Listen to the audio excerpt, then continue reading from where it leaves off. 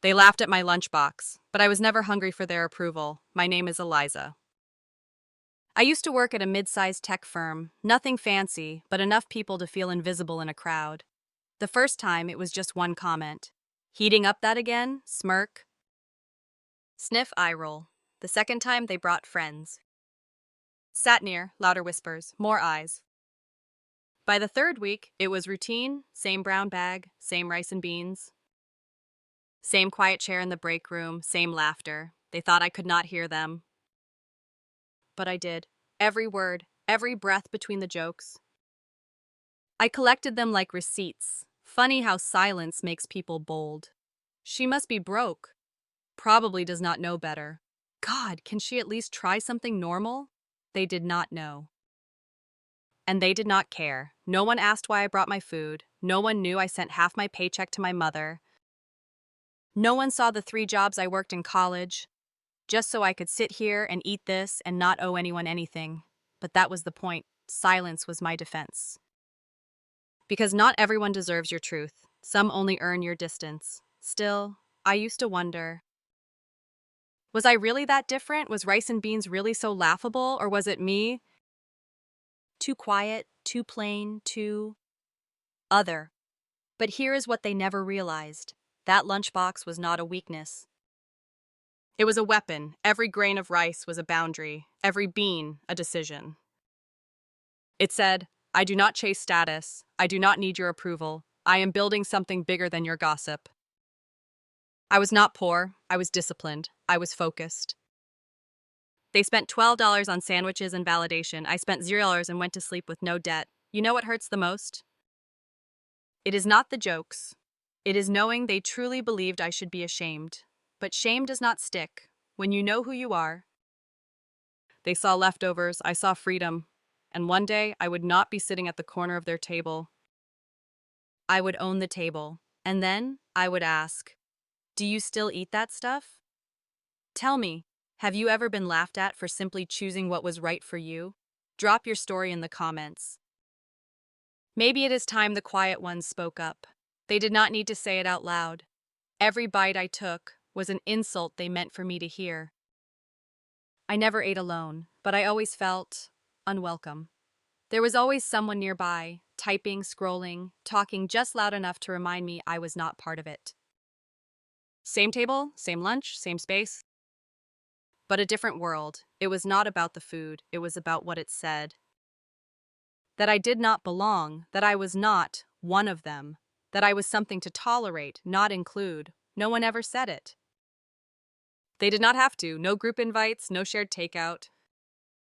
Not even eye contact when they passed the sauces around. I was not invisible. I was excluded on purpose.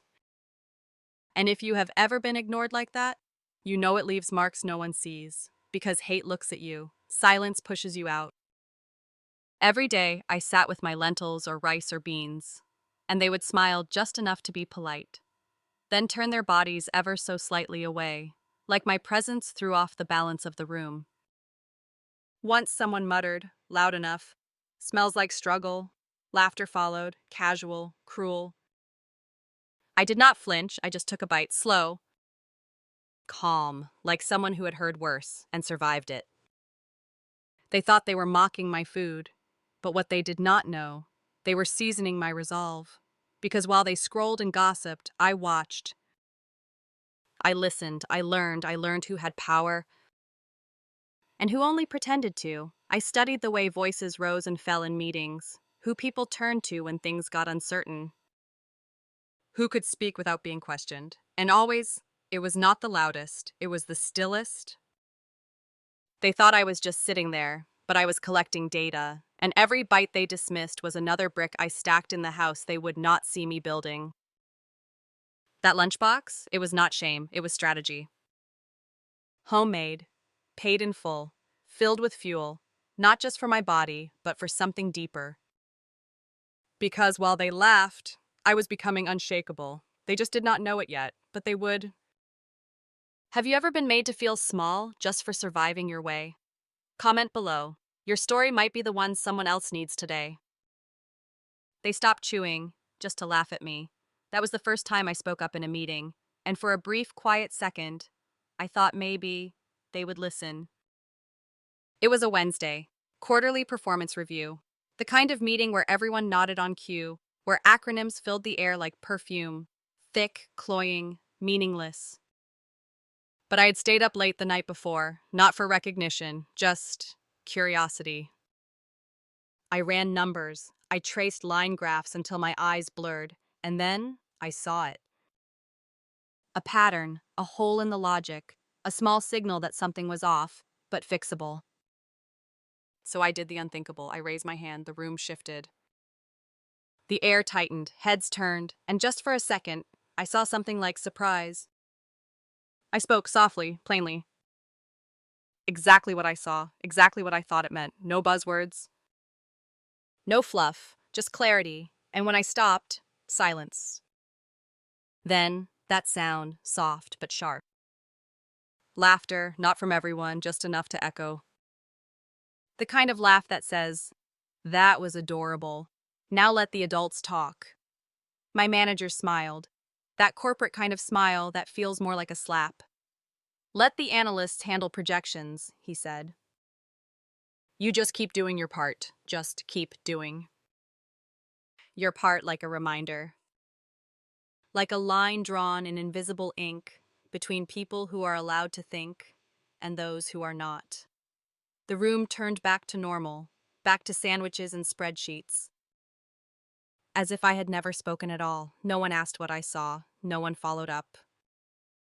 Not even a glance, because in that room I was not hired to see. I was hired to support. But here is what they missed. I did not feel crushed. I felt something spark. It was not rage. It was ignition, like a match that flares, then settles into something steady, something focused. I said nothing more. Just leaned back, took it all in. But inside I was archiving every laugh, every glance, every smug little shake of the head. They thought I would shrink, disappear, and I did. For a while, but I never stopped thinking. And when you give a quiet woman time to think, you give her time to sharpen. Because silence is not retreat, it is storage. Every insult, cataloged, every dismissal, tagged and time-stamped, every door closed, mapped for later return. I did not speak again that quarter. But I stayed late, opened every tab, watched every pattern. And slowly, I built something. Not for them, for me. Because one day those laughs would come back, but not as echoes, as evidence.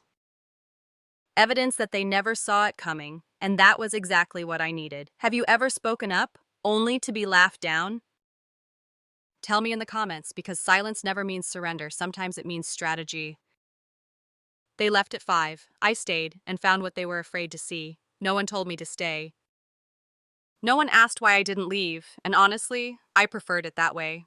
They packed up quickly, slapped on smiles, made dinner plans, exchanged jokes I was never part of. And I stayed behind, not because I was slow, because I was focused. They walked toward comfort, I walked into quiet. The office after hours was not lonely. It was honest, no noise, no masks, no performance, just me, my monitor. And the numbers they skimmed too fast to fear. They thought I stayed to catch up, but I had already caught on. See, while they chased recognition, I chased understanding. I wanted to know how the engine ran, not just sit inside the car, so I kept notes. Ran simulations no one asked for, created versions of reports just for myself, just to test my gut. I was building muscle.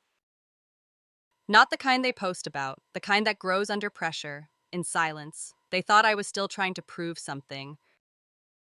But by then, I had stopped wanting their approval. What I wanted was control. Control over my time, my knowledge, my future. That is when I started seeing it, patterns no one was noticing. Small numbers that did not quite align, trends that looked good, but felt too good. I would sit there with 2 screens side by side. This month. Last quarter, same department, different results. The more I dug, the more I saw it. Little tweaks, little adjustments, nothing huge until you zoomed out. And then it was obvious. Someone was smoothing failure into fiction, soft lies dressed up as progress. They celebrated it. promoted it, clapped for it, but I saw it and I wrote it down. I had a folder encrypted. Offline, buried inside layers of meaningless titles so no one would stumble on it by accident. Each entry had a date, a line, a source. I was not saving dirt. I was curating truth. And the truth was, they trusted the wrong people, because while they were laughing about my leftovers, I was decoding their blind spots. But I did not say anything, not yet, because silence is not just patience, it is precision. And precision needs time. There was one night I remember clearly, rain against the windows. The whole floor dark, except my desk. I opened 2 reports, same department. Same month, different profit margins, by a lot. I froze, not because I was shocked, but because it confirmed everything I had started to believe. This was not just bad math. It was deliberate, not criminal, but close. Someone was manipulating the way things looked, hiding losses, reshaping reality for the next big meeting. And no one noticed because they were too busy being comfortable, too busy maintaining the game. But I was not in the game, I was watching it. I printed both files, marked them by hand, slid them into my bag, then I sat there. Still, it was quiet, the kind of quiet that does not just fill the room, it fills you. I looked around, my desk, their empty chairs, the screen glowing like a secret, and I felt certain. I zipped my coat, grabbed my umbrella, and walked out into the rain. No triumph. No music, just steps, wet pavement. And something in my chest that felt heavier but clearer. I did not tell anyone what I found, because it was not time yet. But I knew something they did not. In every system, there comes a moment when someone walks into the room with the truth. And suddenly, it does not matter how loud you are, it matters how ready you are. That was me. They just did not know it yet. Have you ever found something no one wanted to see just because you looked? Tell me below. Because sometimes power does not show up loud, sometimes it works overtime. In silence. They said I was low value, but they sent it to the wrong woman. It was a Friday. Late afternoon, the kind of day where people pretend to work, while already halfway out the door. I was at my desk. Quiet, polishing numbers no one would double check, filling silence with precision. Then, a blink. New email. Subject, confidential. No greeting, no context, just a forward. Someone clicked too fast, maybe meant to CC someone else, but it landed in my inbox. And that one mistake changed everything. I opened it. At first, it was noise, budget codes, timelines, department abbreviations. Then my eyes stopped, my department, my name. And one line beneath it, low value, recommend inclusion in Q4 restructure. Low value, not a question, not a debate. A label, stamped, cold. I did not blink, I just sat there, breathing. Slow, still, like someone watching a fire start, from the inside. They had written it like I was a decimal, all those late nights, all that silence, all the times I stayed when everyone else left, reduced to a line, in a document that was not supposed to reach me, but it did, and it arrived, right? On time, I printed it. Folded it once, slid it into my notebook, right behind the forged projections and the mismatched reports, not for proof. For alignment, because the next week, investors were coming. Big ones. Private equity, people who do not care how friendly your Slack messages are, only whether your forecasts match reality. Guess who was volunteered to support the investor packet? Guess who already knew the language hidden inside every chart? Guess who had built a private archive of quiet truths? They called me low value, but gave me the keys to their house. And I did not slam the door, I just walked in, soft, measured, like someone setting the table before a storm. I updated the documents, double-checked every figure, made the truth so smooth, no one would notice how dangerous it was, and I waited. Not to attack, but to arrive, because when someone calls you expendable, they never expect you to become essential. They do not see you coming. Until you are already seated at the table they thought you would never touch. And that is the beauty of being overlooked. You get to choose your moment. That email was not meant for me, but it was my signal, because the worst thing they could do was make me certain that I was done asking, done hoping, done blinking. Has anyone ever defined you with a sentence they thought you would never read? Tell me. Because power often begins where someone else thought your story ended. They wrote low value, but I was writing something else, quiet, permanent. And almost finished. They asked me to serve coffee. I poured mine first. It was investor day. The office turned from workspace into showroom. Fresh cut flowers, branded folders perfectly aligned, company values printed in glass. Even the coffee cups were coordinated. No stains, no logos, no risk. Every screen displayed the same opening slide. Every talking point rehearsed. Every smile calibrated, genuine, but not too eager. And me? I was handed a tray. Just make sure everyone's covered, they said. Not realizing I had already been doing that for the last year, I took the tray, no protest, no smirk, just a nod. Then I walked into the room. Straight, balanced, calm. No one looked twice. Why would they? To them, I was just the support. An extra hand, a background function. But what they did not see was what I carried long before the tray. I carried the knowledge behind those slides, the corrections in those numbers, the late-night audits that made those charts safe to show. They stood tall and spoke well, but I had done the math, and still, I was the one holding cups. Funny how quiet competence always gets disguised as compliance. I walked the perimeter of the room, smiled at every nod, offered coffee with care, not because I was small, because I was watching. I listened, to every word, to every shift in tone when a question got too real. And then it happened. One investor asked a technical question, specific, layered, sharp. The manager hesitated, used buzzwords, tried to redirect, but the investor was not fooled. He looked around, eyes scanning, until they landed on me. I was still, just watching. You, he said. Do you know this figure? Time paused. The room turned, and suddenly, I was not background, I was spotlight.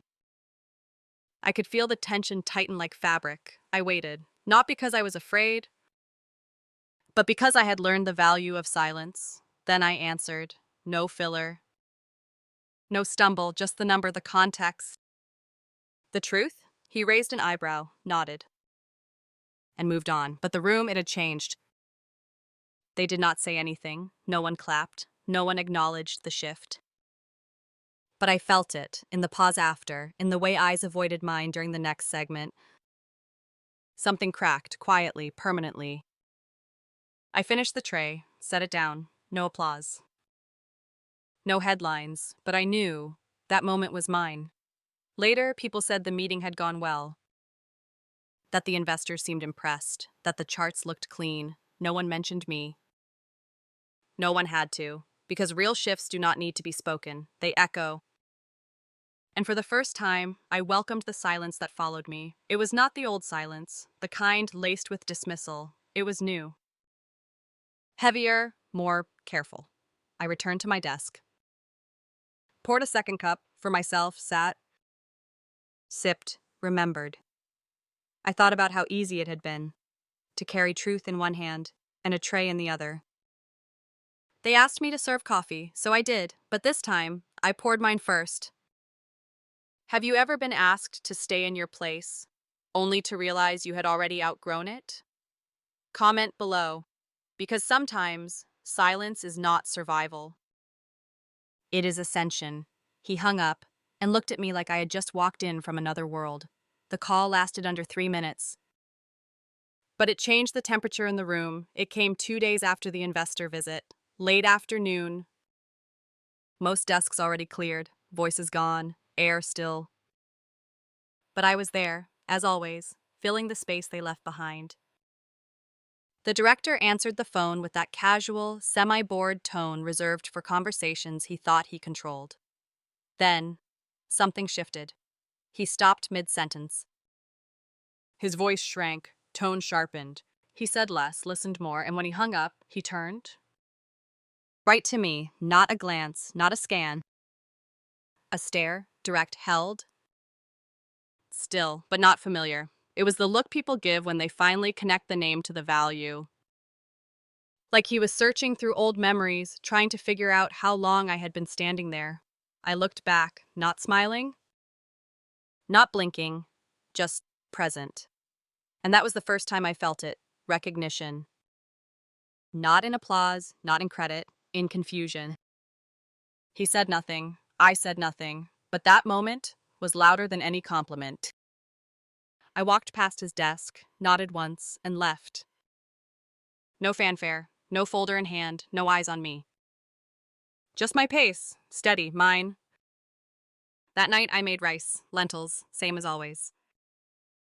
But it tasted earned, like something had clicked, not because I had been chosen, because I had been seen, and not by the people who laughed or managed or smiled when I poured coffee, by someone else, someone from outside that office. Someone whose job was to notice value, even when others mislabel it. They made a call, said a name, and something inside the hierarchy wobbled. You know what silence does to people like that? It makes them uneasy. They are used to noise, pleading, proving.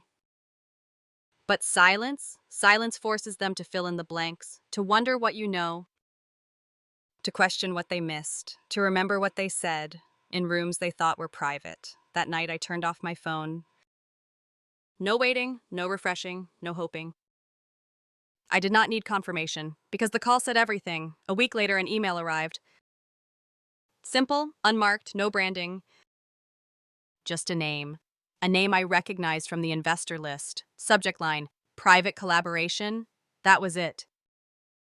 No fluff, no flattery, just a doorway, quietly unlocked. I printed it, folded it once, then reached into my drawer and pulled out the email from before. The one that called me low value, placed them side by side, and smiled. Because now I had both. One said who they thought I was, the other, who I was becoming. And I realized something. They feared noise, but they never prepared for quiet. And that was their real blind spot. Has anyone ever realized your worth just a little too late? Tell me below, because when silence holds truth, even a whisper can rearrange everything. They made a call, but I had already answered, in my own way. No one clapped, but the power had already moved. There was no memo, no applause, no champagne in the break room. Just a message, quiet, direct. We have been watching your work.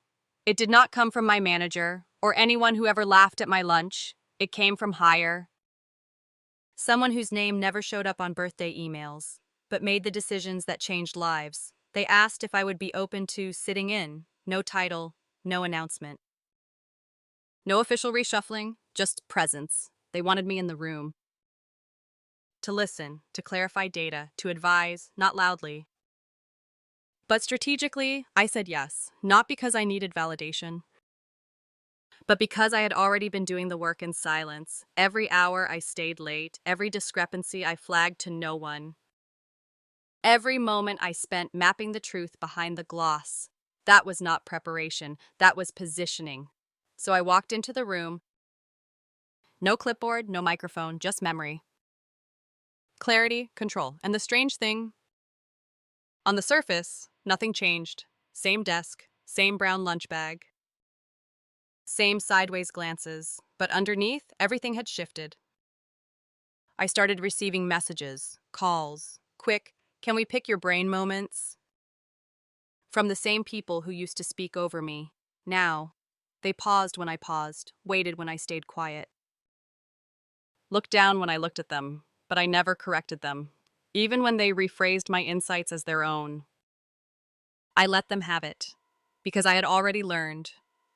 There is a difference between being right and being remembered, and I was playing for memory.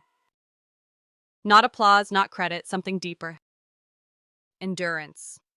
There were days I still walked past the break room, still heard the chuckle when I opened my container, still felt the sting, but not the same cut. Because now I understood. Every laugh sounded just a little more nervous. They could feel it, even if they could not name it. That something had turned. That the quiet girl with rice and lentils now had access they could not explain. And power. Power that does not announce itself, moves faster than fear. One afternoon, someone who never spoke to me paused at my desk, looked at my screen, then said, "Good numbers." I nodded. They walked off, and that was the beginning. Not of noise, but of recognition. Not from the front row, but from the top. They still had their titles, still led meetings, still acted like nothing had changed. But I knew better, because when people stop laughing, but do not know why, you are not invisible anymore. You are present. And presence is pressure. I did not need a bigger desk, or a new chair, or a welcome email. I just needed space. And now that space was opening. Quietly, intentionally. Because when power moves in silence, it is not about what you wear or how loud you speak. It is about who listens when you finally do. And I was not speaking much. Because I did not have to. Has anyone ever underestimated you so deeply they handed you control by mistake? Comment below. Because some offers are not made out loud. They arrive in glances, in questions, in shifts. They called it small talk. I called it confirmation. I walked in with the same lunchbox and left with the company. No announcement. No press release. No new name on the glass. Just a deal. Signed, sealed, and almost invisible. It did not happen overnight. It never does. It happened in fragments. A nod in a meeting. A question asked quietly after hours. A spreadsheet I never shared, but they knew I had. And then, the paperwork, not with my name on top. That was never the plan. But it had my fingerprints all over it. The sale closed on a Tuesday. It was raining.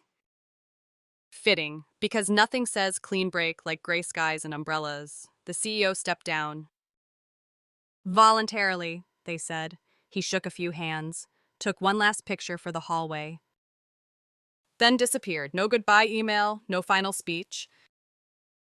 Just silence. And me, I did not take his office. I did not take his chair. I took a place. Equal voice. Equal vote, no title, no headline. Just presence. And presence, when it is real, does not need a label. That morning, I packed my usual lunch. Rice, lentils, one boiled egg. I wore the same coat, same shoes, took the same elevator with the same people who still did not know what had happened. But when I sat down at my desk, they felt it, not in what I said, but in what I did not have to. My inbox changed, my calendar filled, meetings that used to exclude me now needed me. Not for decoration, for direction. And the ones who used to laugh, they lowered their voices when I passed, tried eye contact, smiled too carefully. I said nothing, because I had nothing left to prove. I still ate at my desk, still warmed up leftovers, still scrolled through notes no one else could read. But now, when I walked the floor, it was different. Not because I had changed, but because they finally knew they had been wrong. And that recognition, it does not need an audience, it just needs memory. The day the deal was signed, I walked in like I always had, head down, tray in hand, step steady. And when I walked out that night, there was no champagne, no parade, no victory post. Just air, different, lighter, clear. I stopped outside the building, let the rain hit my coat, let the moment settle, and I breathed, not like someone who had won, like someone who had endured without ever becoming what they hated. That was the goal all along, not revenge. Not domination, just integrity, because loud victories fade. But dignity? Dignity leaves echoes. Have you ever gotten everything without saying a single word? Tell me, because real power is not noisy, it is quiet. And permanent. I stood, not to speak. Just to be seen, first staff meeting since the change. Same chairs. Same table, same lighting, but none of it felt the same. There was something else in the room now. Tension, uncertainty. Recognition they did not want to name. I walked in last, not to make a point, But because silence, when earned, enters louder than applause, eyes followed me, quick, then away. I did not meet their glances, I just kept walking. Toward a seat I never would have been offered before, not at the far end, not along the wall, but next to the investors. It was already pulled out, waiting. I sat, opened my notebook, pen steady. The meeting began, numbers, updates, the usual noise. But when it was my turn, no one talked over me, not once. I spoke clearly, briefly, with the kind of precision that does not need repetition. They listened, because now, they had to. The same people who used to finish my sentences now waited for me to finish my thoughts. One man, who once rolled his eyes when I mentioned data integrity, nodded before I even concluded. Another, who joked about my lunch habits, did not look up once. And the manager who told me to just do my part, he took notes. I did not raise my voice, I did not gloat, I did not remind them of the past. I just showed up as the version of myself they never thought I would become, not loud, not flashy. Just here, fully, unapologetically. After the meeting, I stayed back, closed my notebook slowly, let them leave first. I wanted that room to breathe without me again, to feel the difference. One person lingered. HR. "We're planning a mentorship series," she said. "Would you speak at the next one?" I looked at her, not surprised. Not flattered, just still. Then I said yes. Not because I wanted a stage, because I wanted the girl eating quietly in the back, the one they would overlook, to hear something real, to know that not all change comes with noise. Some comes with memory and presence, even if it starts with rice and lentils. I walked out without hurry, same steps, same hallway. But I turned back, just for a second, not to gloat, not to savor. To remember that room used to ignore me, now it held its breath when I entered. And sometimes, that is all the closure you need. Have you ever stepped into a room and felt the shift without anyone saying a word? Comment below, because when silence turns into presence, you do not need to speak loudly, you just need to be undeniable. He reached for his mug, and his hand shook. We were in the same room again. But nothing about it was the same. No title changes were spoken, no introductions made. But the seating chart told the truth. He entered after me, late. Slower than I remembered, he scanned the room, not to lead it, to survive it. He sat across from me, 2 seats down, far enough to pretend it was coincidence. Close enough to feel the difference. I kept my gaze steady, unflinching. Not hostile, just complete. He opened his notebook like it mattered, flipped a page he never read, held a pen he never used. And when I spoke, just once, the room shifted. A short insight, simple, clear. That was enough, because words are not just words when they echo through memory. He remembered the laugh, the meeting, the way he dismissed my idea with a smirk and a sentence that burned. He remembered how I did not react, how I went quiet, then sharper. He knew this moment was not luck, it was layered. And I knew something too, that I did not need to win him over. I did not need to correct the past, I did not even need his respect, I just needed his silence. When the meeting ended, the room slowly scattered. People stretched, smiled, resumed their choreography, but he stayed seated, still. Not by choice, by weight. I walked past him. Notebook in hand, steps steady. He looked up, eyes searching, mouth slightly open, like maybe he wanted to speak. To explain, to rewrite, to soften what had hardened between us. But I did not stop, and I did not slow down, because silence is not always cold. Sometimes it is closure. I did not need an apology. I needed him to know that I was still here. Still standing, still speaking, still remembered. And he had become a background blur in the chapter he once tried to write without me. Back at my desk, I unpacked my lunch. Same container, same food, same seat. But something was different. Someone passed by, paused, then smiled. "That smells good," they said, and it was. Because now, that meal was not a sign of lack, it was legacy. Every grain of rice, every spoon of lentils, carried memory. Of nights they ignored me, of meetings they laughed through, of rooms where I sat unseen until they could not look away. He never spoke to me again, not out loud, but his silence, it said enough. Eyes that once rolled, now lowered, and that is a kind of justice no announcement can match. Ever had someone look at you and realize too late they had misread everything? Comment below, because some victories wear heels. And some wear silence like a crown. He lost the room long before he left the seat. And I never even needed the microphone. Revenge was never the goal. Dignity was. They thought I wanted revenge. I never did. What I wanted was dignity, because dignity lasts longer than applause, and silence, when rooted in strength, speaks louder than any shout ever could.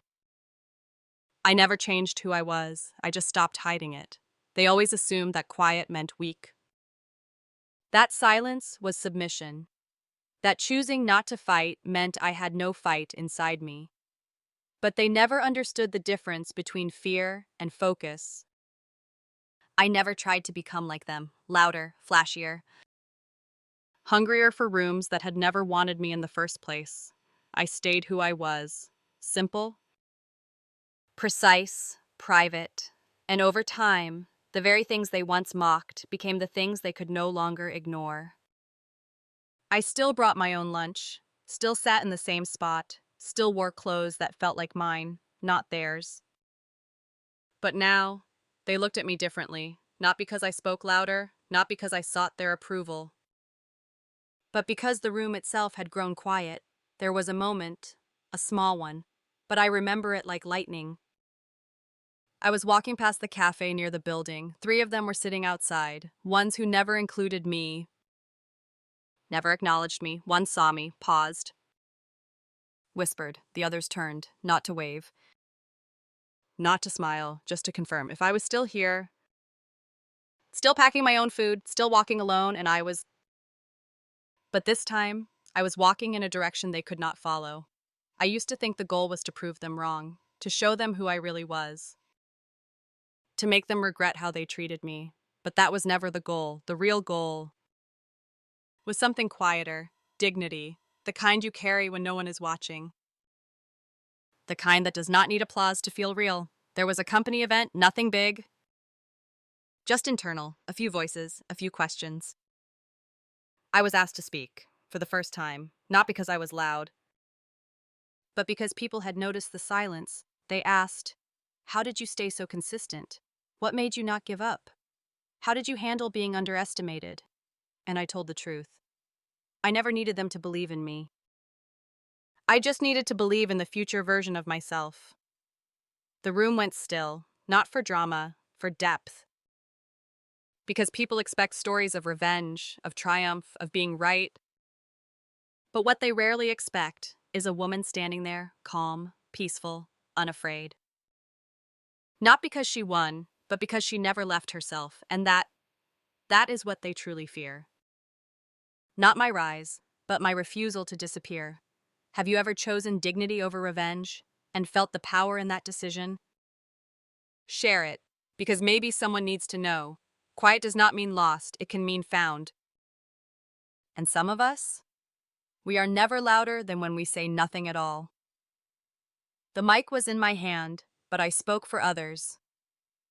This is for the quiet ones. The mocked ones, the ones who kept showing up. The microphone felt heavy. Not because I was nervous, because I knew exactly what I wanted to say. I was not there to tell a story of success. I was there to speak the truth. For everyone who had ever been made to feel small.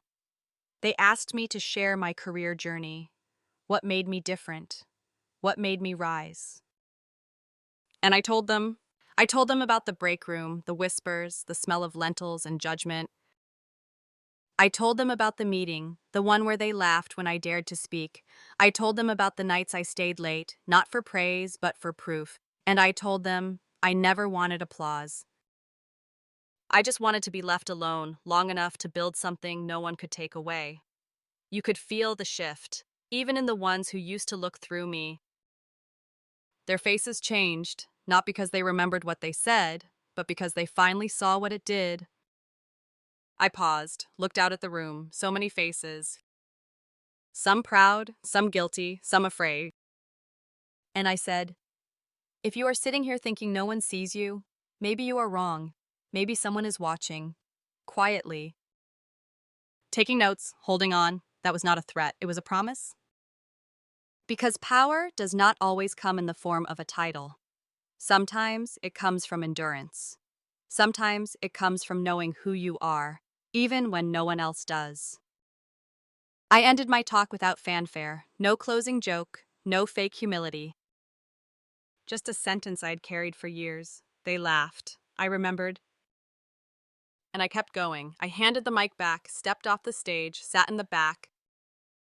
And for the first time, someone came to sit beside me. Not to network, not to flatter. Just to say thank you, I needed that. And I nodded, because that was why I spoke. Not for revenge, for recognition, not for myself, but for every person still waiting to be seen. They used to laugh at my lunchbox. Now they copy my habits and pretend they always did. It is strange, is it not? How something they once mocked becomes something they now admire. I still remember their glances, the way they wrinkled their noses, the way someone once held their breath dramatically, like I had done something offensive just by eating. But now they microwave broccoli and brown rice and call it mindful eating. They share articles on minimalism. They talk about budgeting, saving, keeping it real, as if I hadn't been doing that all along. I never asked for approval. I never needed permission. But I see them now, trying to walk backward into the things they once ran from. Let them. Because I am not here for them. I never was. I bring the same food, same container, same meal prep, but not for the same reasons. Back then, it was necessity. Now it is honor. Every grain of rice, every slow-cooked lentil, it means something. It is a thank you to the woman I used to be, the woman who woke up early to cook before a long commute, who packed her lunch with the last of the week's groceries, who sat alone, not by choice, but because no one asked her to sit with them. She never broke. She cried, but never bent. And I owe her everything. Now I choose this. I could afford 10 sandwiches. I could Uber lunch from the trendiest place on the block, but I do not. Because there is power in remembering. There is power in not forgetting how you got here. Success did not change my tastes. It just gave them context. You know what makes some people uncomfortable? Seeing someone who did not conform and still won. They do not know what to do with that. So they rewrite the narrative. Now I hear things like, she was always so consistent, or she had that quiet discipline. Funny, that is not what they called it before. Before it was weird, unrelatable, cheap. Now it is admirable, but I do not correct them. I do not remind them of the jokes, the whispers, the passive-aggressive comments, because I do not need them to remember. I do, and that is enough.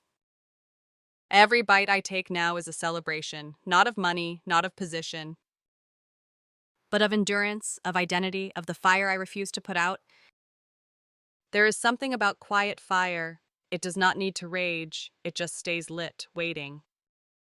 Fueling, burning clean, and if life tries to test me again, if I find myself back in a room where I am underestimated, where someone thinks they can size me up by the contents of my lunch, let them, because I will do exactly what I always did. I will eat, I will listen, I will watch, and I will outlast. That is the promise I made to myself back then, and that is the life I live now. So yes, the lunchbox stays, not because I cannot change, but because I chose what mattered and never let it go. And the fire? Oh, the fire is still there, not to burn bridges, but to light my path. So if you see me sitting alone by the window, eating something warm from home, know this: I am not alone. I am not behind. I am not lacking. I am exactly where I want to be, carrying what matters, eating what built me. The lunchbox stays, so does the fire. And both, unshakably, irrevocably mine. They used to laugh at my lunch. Now I ask, where are you eating yours? Not just the place, the posture. the intention, the feeling. Are you sitting at a table that sees you? Or one that just barely tolerates your presence? Have you ever been mocked for something that kept you grounded?